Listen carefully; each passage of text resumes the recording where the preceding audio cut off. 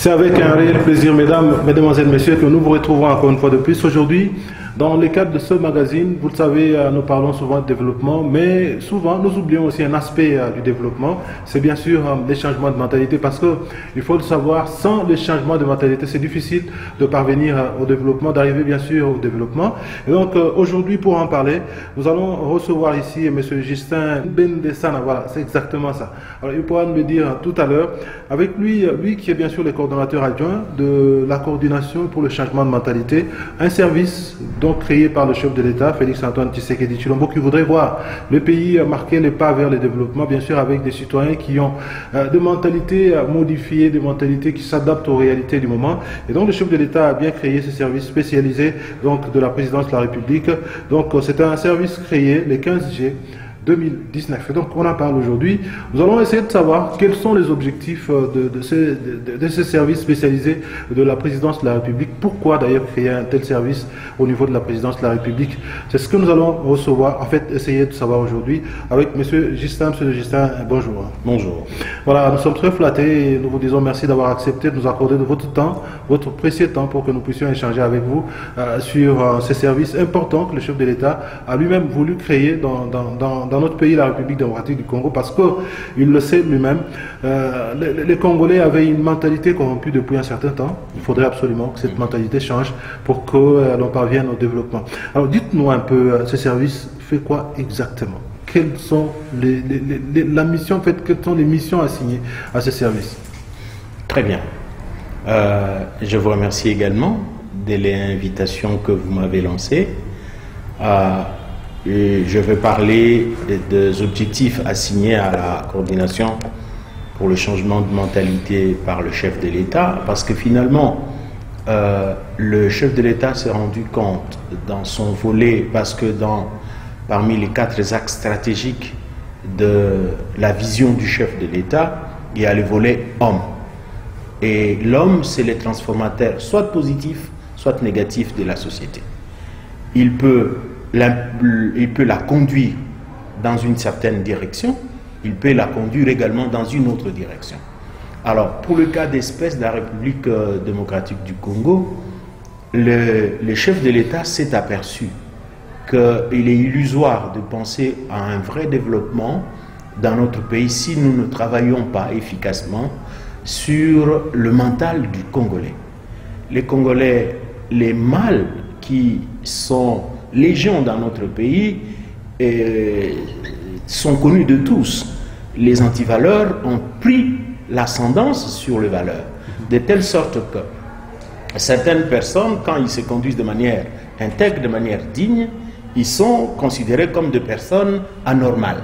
Tout à fait. Et donc, il faut impérativement inverser la tendance, travailler efficacement pour que le mental du Congolais change, les comportements de tous les jours changent, afin de mettre le pays, comme vous l'avez dit, sur l'orbite du développement.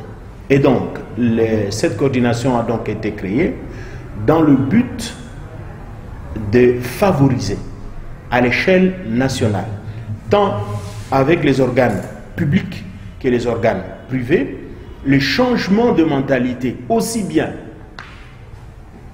auprès de nos concitoyens, les nationaux, comme les expatriés qui ont choisi la République démocratique du Congo comme leur seconde patrie. Et donc, travailler pour implémenter des valeurs positives de manière pérenne au sein de la société. Voilà en peu de mots le but pour lequel le chef de l'État a pensé créer cette structure spécialisée dans son cabinet. Monsieur Justin Bendessana, je crois que cette fois-ci j'ai bien prononcé. Alors je veux dire que c'est une tâche noble, c'est pas aussi facile donc à accomplir dans un pays qui a connu pas mal de problèmes, dans un pays qui est resté pendant longtemps avec des personnes, je ne peux pas dire des personnes vraiment qui ont eu à avoir de mentalité un peu corrompue, si je ne me trompe pas. Je crois que ça doit être ça. Nous ne pouvons pas nous voiler la face. Qu'est-ce que vous faites pour atteindre cet objectif? Bien, il faut premièrement dire que le travail de changement de mentalité est un travail de longue haleine. Les perceptions ont été abîmées. Les mentalités, au final, ont été abîmés depuis plusieurs années. Pour paraphraser le président sortant, Joseph Kabila, il a dit tout ce qu'il n'a pas su faire, c'est changer l'homme, la mentalité de l'homme zaïrois en congolais. Donc, l'aveu qu'il a fait à la fin, au terme de son mandat, c'était de reconnaître que en 18 ans, je n'ai pas été capable de changer l'homme congolais. Donc, c'est pour dire quoi? C'est pour dire que c'est un travail qui nécessite un temps. Alors, nous devons, pour ce faire, investir sur la jeunesse, travailler également auprès des adultes. Et pour cela, nous avons, comme vous le savez, la République démocratique du Congo compte plus ou moins 84% de la population jeune. Donc, il n'y a que plus ou moins 16% qui est constitué de personnes adultes. Donc, je comprends. Alors, je voulais dire, mais cette jeunesse qui évolue aussi dans un milieu comme ça. Parce que quand on voit les enfants qui vont à l'école, et même ils ont tendance à avoir un peu d'argent pour donner aux enseignants afin qu'ils puissent avoir beaucoup de points. Donc ces enfants-là, qu'est-ce que vous comptez faire? C'est en fait ça que je voulais savoir. Qu'est-ce que vous comptez faire pour que, à partir de ce jeune âge-là, que ces enfants comprennent qu'ils doivent changer leur mentalité? Bien, d'abord, ce qui est très important à relever, c'est que la question de lutte contre les antivaleurs ne relève pas simplement de l'apanage de la coordination pour le changement de mentalité. Le problème étant sociétal, nous fédérons nos intelligences avec les structures publiques comme les structures privées pour que nous attaquions ce mal qui met en péril le développement de notre pays. Combien de fois ne sommes-nous pas scandalisés, n'est-ce pas, par des autorités qui sont placées à la tête d'une structure, mais avant qu'il ne soit là, il tenait un discours, mais dès qu'il entre, bon, il pense à se construire des immeubles, à faire ci ou à faire ça. Alors, les axes sur lesquels nous voulons travailler, nous avons commencé à travailler, c'est les différents agents de socialisation. Parce que, vous le savez, pour nous, il y a plus ou moins 5 agents de socialisation, essentiellement. Premièrement, c'est la famille. La famille est la structure, la cellule de base, comme on dit, au travers de laquelle les valeurs sont placées dans le chef des enfants. L'école vient compléter, le deuxième agent, c'est l'école. L'école vient compléter l'éducation reçue au niveau de la famille par l'instruction. Après, c'est l'Église ou les communautés religieuses qui accompagnent également, n'est-ce pas, la moralisation de personnes par de valeurs chrétiennes. Après quoi, il y a également, quatrième agent de socialisation, les organes de presse que vous êtes. Vous êtes un agent de socialisation extrêmement important pour véhiculer, pour communiquer, pour faire savoir certaines valeurs. Les valeurs morales, c'est vraiment important. Exactement. Parce que, vous savez, si vous avez été éduqué à considérer le bien d'autrui comme un bien qui ne vous appartient pas, même si vous êtes élevé au niveau des postes de responsabilité, cette voix de votre père qui vous a dit non. Lorsque vous prenez ce qui appartient à plusieurs, vous mettez en difficulté de nombreuses personnes au nom de votre égoïsme. Ok? Vous venez dans une société où on promeut ce genre de valeurs. Ça ne fait que consolider ce que vous avez reçu. Ok? Donc bref, alors, ça ce sont les domaines d'intervention sur lesquels nous pensons et nous voulons agir. Mais je voudrais vous parler essentiellement de notre stratégie. Notre stratégie repose sur 2 postulats. Nous avons premièrement ce que nous appelons le remplacement. Le remplacement consiste à travailler sur la jeunesse. De quelle manière? De manière concrète. Nous passons par les écoles. Ok? Nous avons eu à une séance de travail avec les différents experts du ministère de l'enseignement primaire, secondaire et technique, ceux de l'enseignement supérieur et universitaire, ceux de la jeunesse, initiation à la nouvelle citoyenneté, ceux de l'enseignement, formation professionnelle exactement, et nous, pour réfléchir sur quoi? Pour réfléchir sur qu'est-ce qui a fait la force de la Deuxième République. On peut tout dire, mais à cette époque, on a appris aux gens. Moi, j'ai appris à l'école pour comment déterminer la superficie de mon pays. 2, 3, 4, 5. 2 345 000. Donc, on nous enseignait, pour faire simple, pour retenir la superficie du Zaïre d'alors et du Congo d'aujourd'hui, tu fais 2, 3, 4, 5. Après, tu ajoutes tes 410 après. 2 345 410 km². Ok. C'est à l'école. C'est à l'école où on m'a parlé de l'unité du Zaïre. Alors, donc, les Zaïre est un et indivisible. Mais depuis 1997, on a comme l'impression, avec l'arrivée de l'AFDEL, que cet enseignement-là, l'enseignement sur le civisme, sur... Voilà. Bon, il n'y a même pas un programme aujourd'hui. Voilà. Dans nos écoles, il n'y a pas un programme d'éducation civique et morale. Ah ben voilà. C'est tout un problème. C'est un problème. Or, la sémence qu'on commence à placer sur la jeunesse, comment veux-tu défendre un pays que tu ne connais pas? Comment veux-tu aimer un pays que tu ne connais pas? Comment peux-tu parler d'un pays que tu ne connais pas?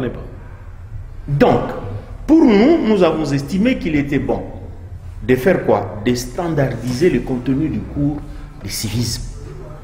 Vous en êtes à quel niveau? Parce que ça c'est très important. Je crois qu'il y a des amis qui donnent le cours d'éducation civique et morale dans nos écoles qui me disent qu'ils n'ont même pas le programme de ce cours-là, un programme national, et qu'il n'y a même pas de manuel pour ça. Ils sont en train de se débrouiller avec les manuels de la Deuxième République. Oui, c'est au fait, comme j'ai dit, on a eu cette première séance de travail.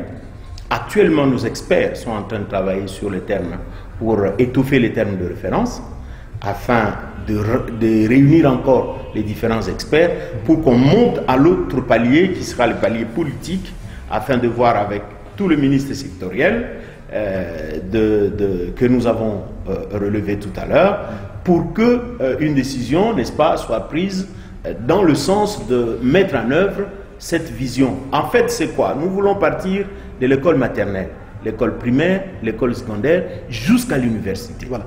Donc maintenant, je voudrais qu'on passe à une autre étape parce que là, vous êtes en train de travailler sur la jeunesse. Donc c'est sur les jeunes. Nous investissons. Ça, c'est la partie remplacement. La partie remplacement, c'est la première partie. Voilà. Il y a l'autre partie. L'autre partie, c'est la partie adaptation pour le grandes personnes. Les grandes personnes, nous travaillons sur les grandes personnes par rapport à la sensibilisation. On a fait un test à Kinshasa. Nous avons lancé la campagne de sensibilisation au civisme routier. Les embouteillages monstres dérangent la ville de Kinshasa. Et ça bloque les gens. Ça bloque la circulation des heures entières. Cette expérience, nous avions des appréhensions, principalement sur nos frères les motocyclistes, communément appelés Wewa. Nous pensions que leur comportement va contrarier, va empêcher le fonctionnement normal de cette campagne. Mais quelle n'a pas été notre surprise? Nous avons été agréablement surpris par la réceptivité de cette tranche de population qui était caricaturée comme étant des personnes prêtes à la violence, prêtes à réagir, qui ne comprennent pas. Mais finalement, ça nous a donné quelle approche? On s'est dit, bon, essayons de comprendre pourquoi, par moment, ils réagissent ainsi. Alors, on est arrivé à la conclusion qu'ils réagissent pour 3 facteurs principalement. Le premier, sur la chaussée, vous trouvez les agents de roulage, vous trouvez les bureaux D, vous trouvez les agents de transport. Tous ont comme cible ces personnes. Les mototaxis. Voilà. Ils ont comme cible. Or, le monsieur, il s'est dit quoi? Je ne suis pas propriétaire de la moto, je suis employé. Donc, je dois faire un versement à la fin de la journée. outre le versement, je dois aussi avoir quelque chose pour la survie. Donc, me laisser faire pour que on me prenne le petit beefsteak que je gagne, ça le met dans une position défensive. Deuxième raison, les a priori que certaines personnes se font du quinoa. On considère le quinoa comme quelqu'un, Sogoza Yuma à Monelio. Alors, il faut que la personne se défende. Se défend par quoi? Par le langage. Pour un rien, vous voyez quelqu'un dans une... Voilà, il voit, finalement... Il fait des grimaces. Il fait des grimaces. Donc, finalement, en observant le jeune gens, les volontaires que nous avons pris, que nous avons placés sur la route, pour sensibiliser les motocyclistes, pour sensibiliser les automobilistes, nous avons eu un écho très favorable. Pourquoi? Parce que le volontaire ne demandait pas l'argent aux motocyclistes. Il savait qu'il venait dans le but de faire avancer les choses. Oui. Et donc, du coup, on a eu un retour positif, aussi bien de cette population cible que de la population en général, parce que l'action que nous avons menée a permis de pouvoir toucher un problème social important au niveau de la ville de Kinshasa. Voilà, donc, monsieur le coordonnateur adjoint, vous savez que les plus grands problèmes, ce n'est pas tellement cette catégorie de personnes aussi, mais c'est aussi cette autre catégorie de problèmes, parce que vous avez vu, tout à l'heure là, nous avons effectué le déplacement avec l'assistant personnel du chef de l'État. D'ailleurs, je salue en passant, je souhaite en tout cas bien de bonnes choses à lui. Alors il faut dire que nous avons été dans une visite d'inspection des travaux qui sont effectués par des grandes entreprises du pays. Et donc, ce sont par exemple des travaux de réhabilitation de la voirie urbaine de la ville de Mbujimaï et aussi les travaux de maintien ou en fait d'entretien de la nationale numéro 1. Et la plupart du temps, on parle toujours de ce problème de mentalité. Mentalité des personnes qui gèrent des entreprises, mentalité de personnes qui gèrent des projets, mentalité de personnes qui travaillent même dans le projet. Donc ceux qui exécutent comme donc des travailleurs qui travaillent, donc qui ont par exemple du ciment à leur portée, qui ont ceci à leur portée. Donc ils parviennent à détourner ça. Et dans ce secteur-là, quelles sont les actions que vous avez déjà menées ou que vous comptez mener pour que ces gens eux aussi changent? Parce que lorsqu'on détourne le bien de l'État, lorsqu'on détourne le fonds alloué par exemple à telle activité du gouvernement et ainsi de suite, ça ne permet pas au gouvernement d'avancer. Exactement. Merci pour cette question, elle est très pertinente. Vu de la population lambda, c'est les gouvernants qui sont problème. Parce que le peu d'argent qui rentre, ils les détournent à leur profit. Vu des gouvernants, ils pensent que la population, elle, n'a pas une mentalité changée pour, par exemple, protéger les ouvrages qui sont construits à leur profit. C'est le 11 septembre de l'année dernière, le chef de l'État a lancé avec sous son leadership, en collaboration avec la coordination pour le changement de mentalité, une campagne de sensibilisation au civisme fiscal et à la gestion responsable des deniers publics. Cette campagne, nous l'avons voulu nationale, mais en phase pilote, nous l'avons lancée d'abord à Kinshasa. Alors, on a commencé à travailler avec les jeunes volontaires que nous avons, on en a recruté 1700 pour faire du porte-à-porte. Ils sont allés de maison en maison. Alors, la deuxième phase de cette campagne consiste à travailler avec qui? Avec le responsable de tout ce qui gère les deniers publics.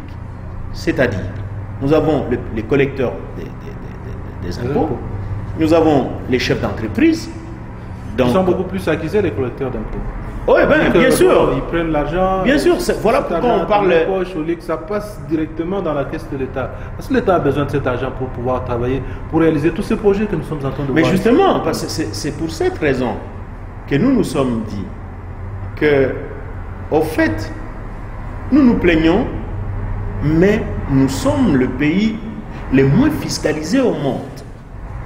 La République démocratique du Congo compte à peine 200 000 assujettis sur une population plus ou moins de plus ou moins, qui doivent sur 80 ou 100 millions, s'il y a plus ou moins 40 millions qui devraient être normalement des assujettis. Mais aujourd'hui, nous n'avons que 200 000 assujettis.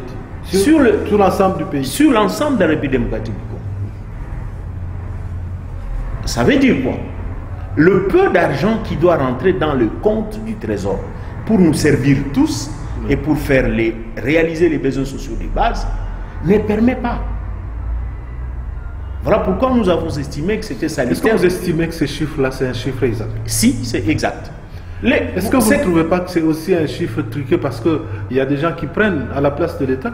Non, c'est culturel. C'est culturel.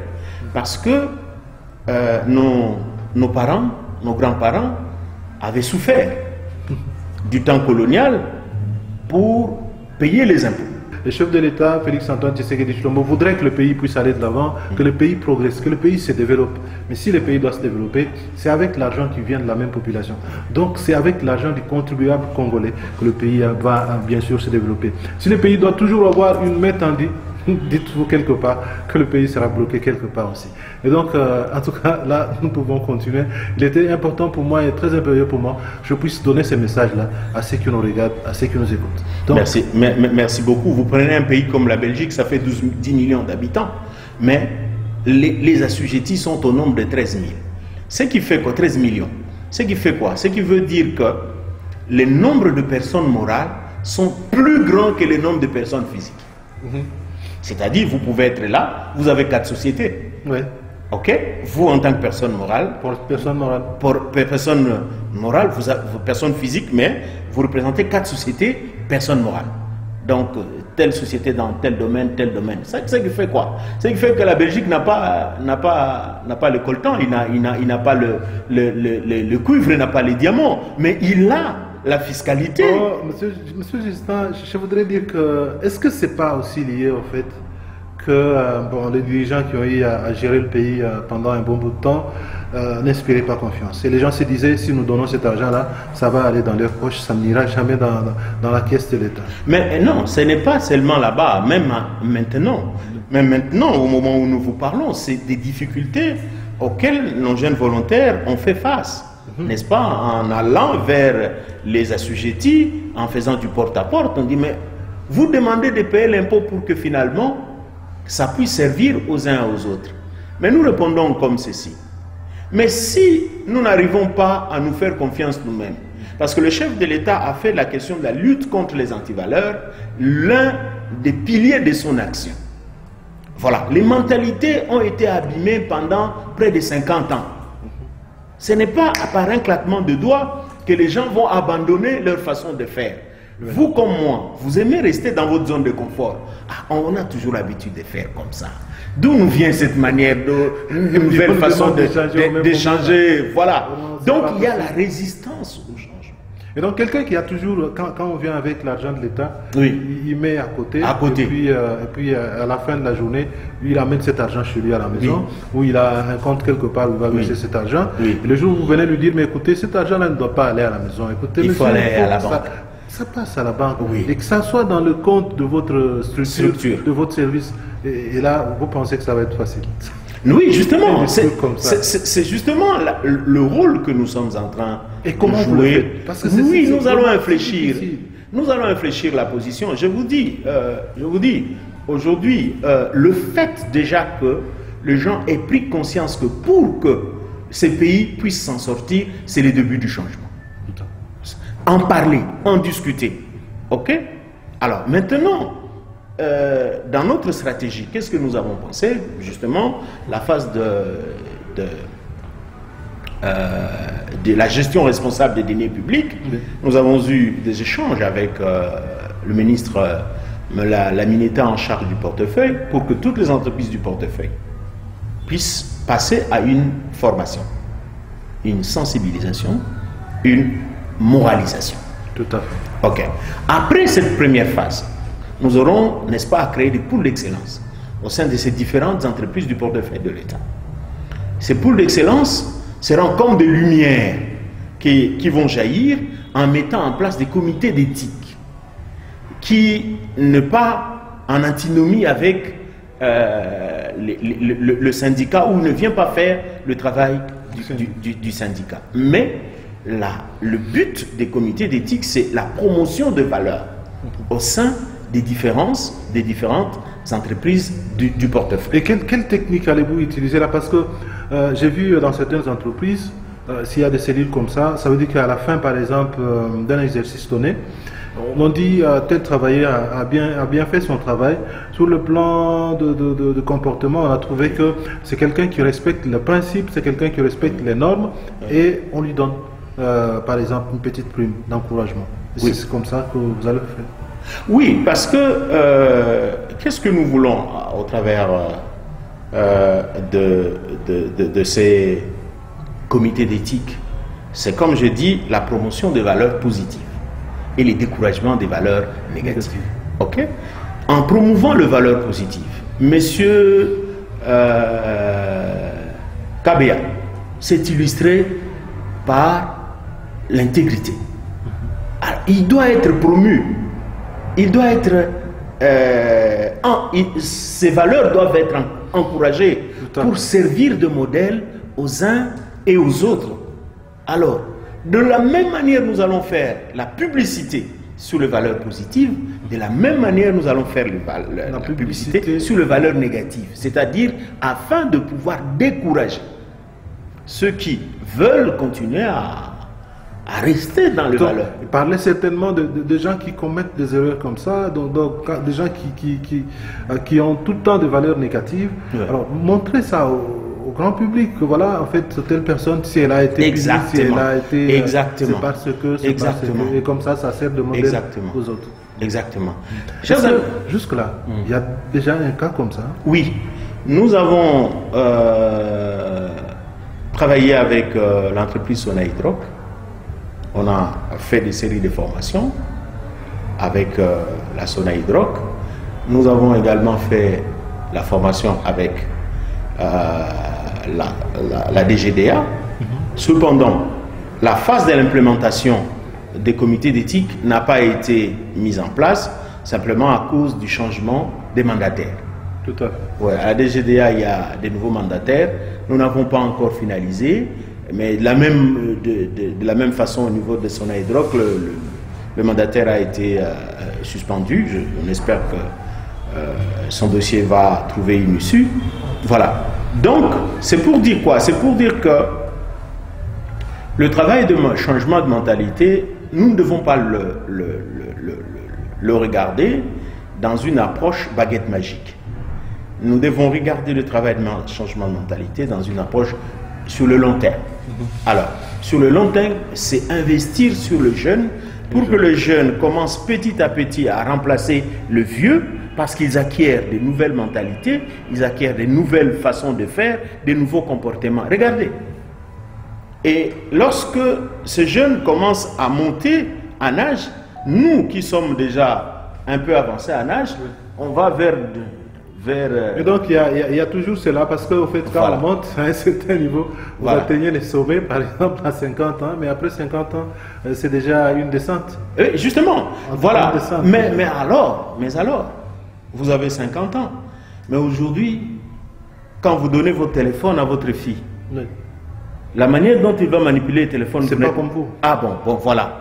Bon, vous, pour vous adapter, qu'est-ce que vous dites? Parce que c'est un outil auquel on doit se servir. Dis, c'est comment on fait le WhatsApp ici. Et il te montre juste comment manipuler le WhatsApp pour te permettre de dépasser les appels, mais tout le reste, à quoi ça va vous servir? Donc, vous vous adaptez à cet outil important de communication que à l'ancienne époque, on n'utilisait pas. Voilà la stratégie de l'adaptation qui, vous êtes en train d'utiliser. Justement, nous y allons progressivement. Je voulais vous faire comprendre. Il faut savoir aussi que les années passent. Oui, je vous ai dit, nous ne nous inscrivons pas dans la logique d'un mandat politique. Tout à fait. Nous nous inscrivons, le chef de l'État est visionnaire. Il veut léguer, outre les routes, outre ci, outre ça, mais un homme qui sera capable de garder ce pays. Que l'on dise un jour, il y a eu Félix Antoine Tshisekedi. qui a initié le changement de mentalité dans ce pays. Et ce travail a commencé petit à petit. Quelqu'un disait, il ne faut pas négliger les gens qui sont déterminés, quel que soit le nombre auquel, quel que soit leur nombre. Il ne faut pas négliger. S'ils sont déterminés, ils arriveront à leur fin. Nous sommes déterminés, sous l'impulsion du chef de l'État, à ce que les choses changent. Tout ce que nous entendons, ça ne nous décourage pas. Il y a toujours dans certaines entreprises, on le constate, dans beaucoup d'entreprises en RDC, des gens qui sont restés dans des anciennes habitudes. Donc ils sont restés là, qui ne veulent pas changer. Et vous avez quand même déjà des informations comme ça. Qu'est-ce que vous faites? Nous travaillons sur la moralisation. C'est ça notre rôle. Mais aussi, nous faisons installer la culture de la dénonciation. On dirait qu'on ne sanctionne pas. Non. Ou on ne veut pas sanctionner. Oui, ça relève de la justice. Non, ça relève de la justice. Oui, ça relève de la justice. Nous moralisons partout, même la justice. Parce que ce sont les hommes qui sont là. Vous voyez, quand vous prenez les organes de la coordination pour le changement de mentalité, il y a 2 organes. On en est arrivé à l'organisation, comment ça se fait? Mais en fait, vous pouvez d'abord continuer parce que nous allons arriver à l'organisation. Voilà, il y a 2 organes. Il y a la coordination d'un côté et la commission technique. Dans la commission technique, nous avons le ministère de l'enseignement primaire, secondaire et technique, le ministère de la justice, le ministère de la jeunesse, initiation à la nouvelle citoyenneté, la primature et un représentant du chef de l'État, outre le fait que nous-mêmes nous soyons, qui siège au niveau du comité, la commission technique.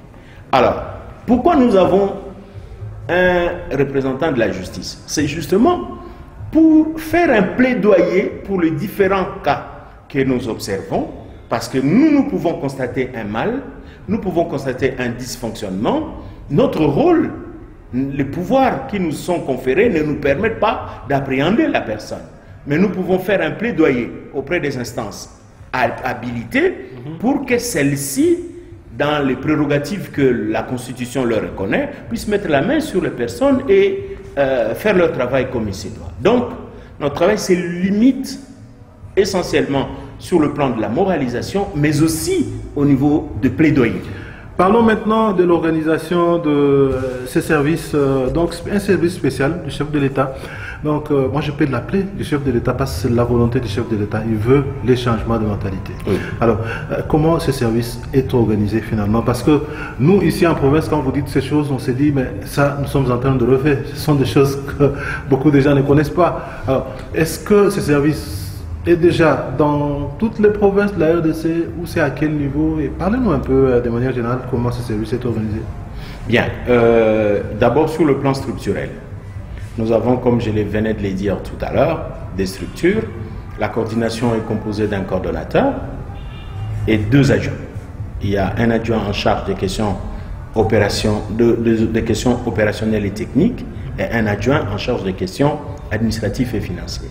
Alors, ça c'est le côté coordination. Il y a le côté commission technique, vous avez la coordination elle-même, vous avez l'OCEP, l'Observatoire de surveillance de l'éthique et de la corruption et ainsi de suite.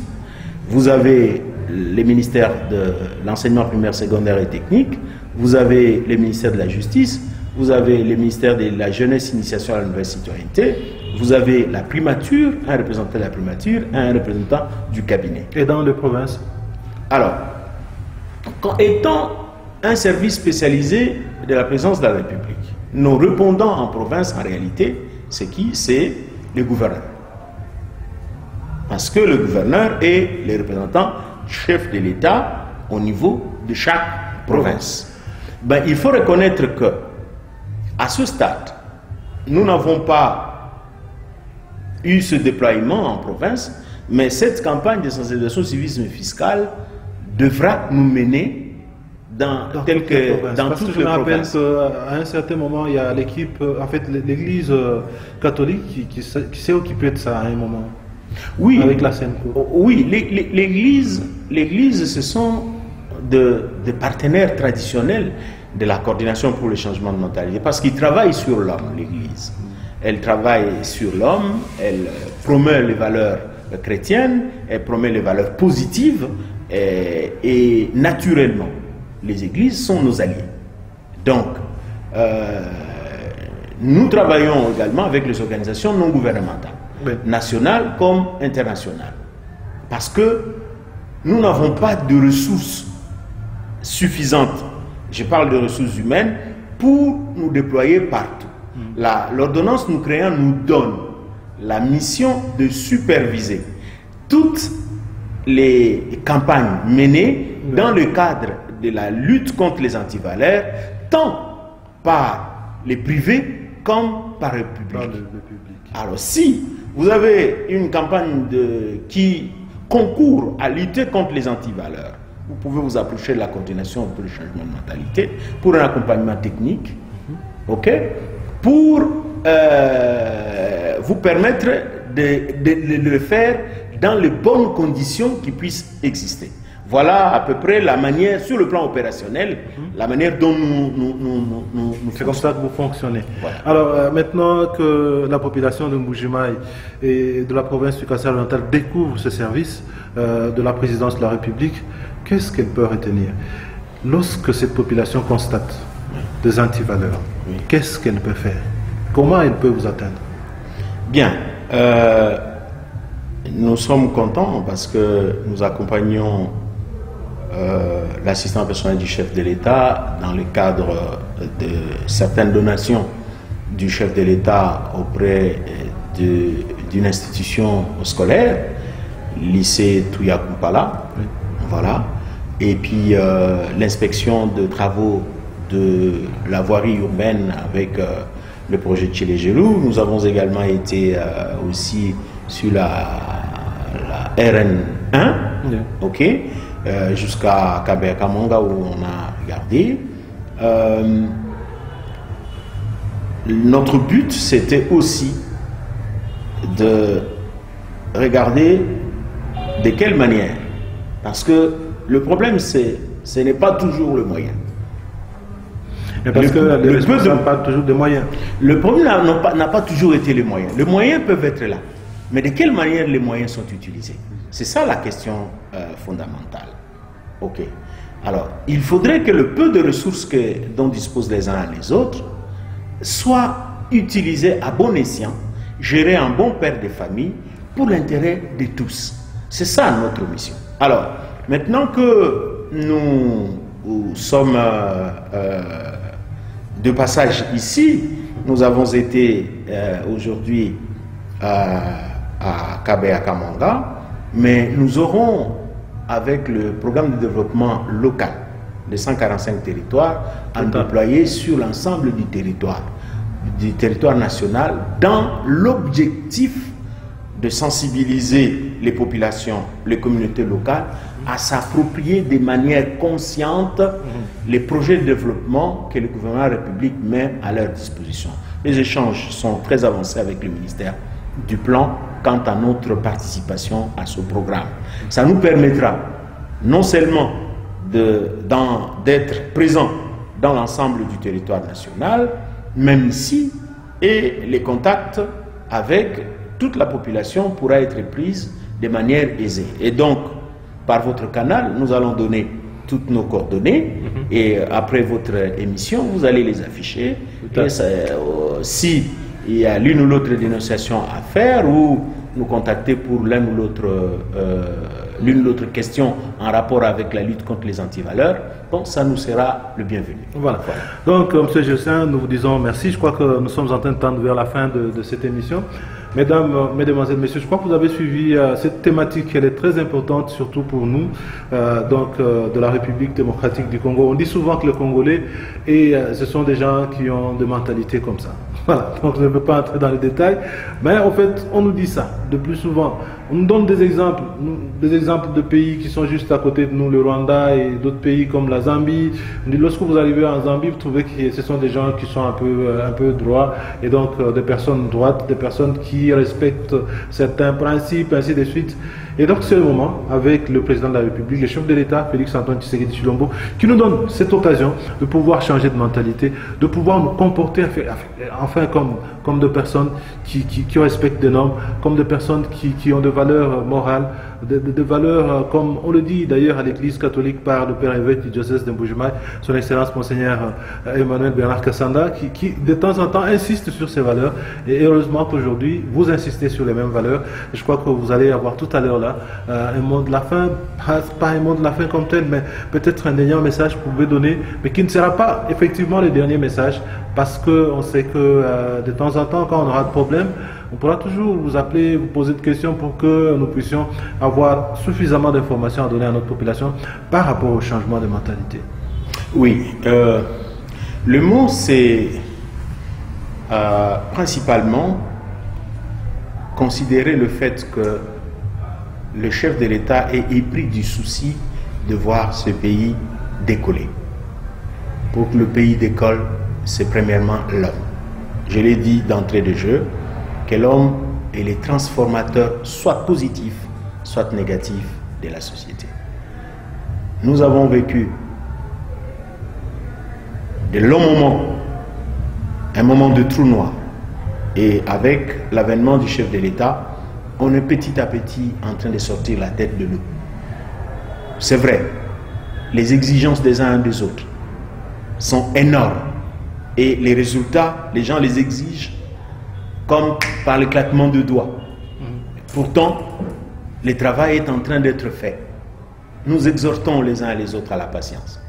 Nous exhortons les uns et les autres à préserver cet acquis que Dieu nous a donné au travers de son serviteur, le chef de l'État, Félix Antoine Tshisekedi Tshilombo. Pour que, ensemble, nous puissions fédérer nos intelligences afin de conjurer toutes les antivaleurs et regarder en direction du développement. C'est possible. C'est possible si nous regardons tous dans la même direction. C'est possible si nous sommes unis. Nous mettons nos égos de côté, nos égoïsmes de côté, mais que le but collectif nous préoccupe, l'intérêt commun. Voilà, je voudrais encourager les uns et les autres, partout où ils sont, à promouvoir les valeurs positives et à combattre avec la dernière énergie les valeurs négatives. Car toutes ces antivaleurs, ce sont ces antivaleurs qui minent le développement de notre pays. On demande aussi de les énumérer, par exemple. La concussion, la corruption, les tribalismes, le vol, le détournement, la fraude, qu'est-ce que je peux... Elles sont légion, les antivaleurs. Prochainement, je vous promets qu'on va avoir une émission pour parler seulement, par exemple, de détournement. Comme antivaleur, qu'est-ce qu'il faut faire pour éviter ça? Et qu'est-ce que vous préconisez? Je crois que ce sont des initiatives comme ça qu'on va avoir prochainement pour évoquer ce genre de choses, pour que les gens qui sont là-dedans, qui sont vraiment ancrés dans ces histoires. Non, mais il y a nos amis, il y a nos collègues de l'IGF qui font un travail très appréciable pour décourager justement, n'est-ce pas, tous ce détourneurs. Et aujourd'hui, il y a la peur du gendarme. La manière dont les gens... Je l'ai suivi même chez les directeurs des entreprises tout à l'heure, qui disaient, mais en tout cas, actuellement, il y a le suivi, il y a l'IGF, derrière nous, il y a tel service derrière. Voilà. Et donc, et ils nous ont énuméré 4 missions de contrôle, qui sont arrivées pratiquement au même moment et de manière indépendante.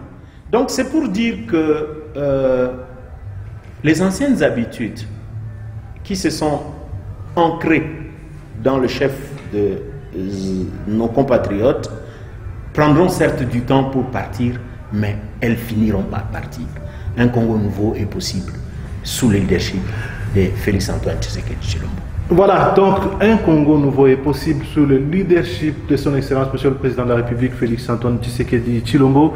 Et donc tous nous pensons que ce changement sera effectivement possible et que nous allons vivre ce changement en République démocratique du Congo. C'est sur cette note, mesdames, mesdemoiselles, messieurs, que nous vous quittons avec espoir de vous retrouver très prochainement sur les antennes de votre chaîne de télévision. Merci.